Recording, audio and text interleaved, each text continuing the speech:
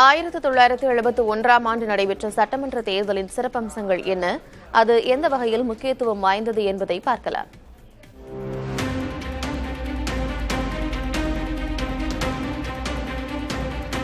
ஆயிரத்து 1971 சட்டமன்ற தேர்தல் தமிழ்நாடு சந்தித்த முதல் தேர்தல்.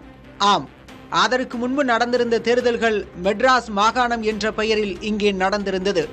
1969இல் மெட்ராஸ் மாகாணம் என்ற பெயரை தமிழ்நாடு என மாற்றினார் அண்ணா. எனவே மாநிலத்தின் பெயர் மாற்றத்திற்கு பிறகு நடந்த முதல் தேர்தலாக இது அமைந்தது.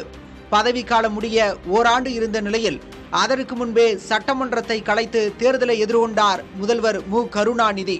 காங்கிரஸ் கட்சி இந்திரா மற்றும் காமராஜர் தலைமையில் இரண்டாக உடைந்திருந்தது. இந்திரா தலைமையிலான காங்கிரஸ் கட்சியுடன் திமுக கூட்டணி அமைத்தது. காமராஜர் தலைமையிலான ஸ்தாபன காங்கிரஸ், ராஜாஜியின் சுதந்திரா கட்சி உள்ளிட்டவை இணைந்து எதிர்த்தரப்பில் போட்டியிட்டன. முந்தைய இரு தேர்தல்களிலும் காங்கிரஸை ஆதரித்து பரப்புரை செய்த தந்தை பெரியார் இந்த முறை திமுகவுக்கு ஆதரவாக வாக்கு சேகரித்தார். இத்தேர்தலில் திமுக பிரம்மாண்ட வெற்றியை ஈட்டியது.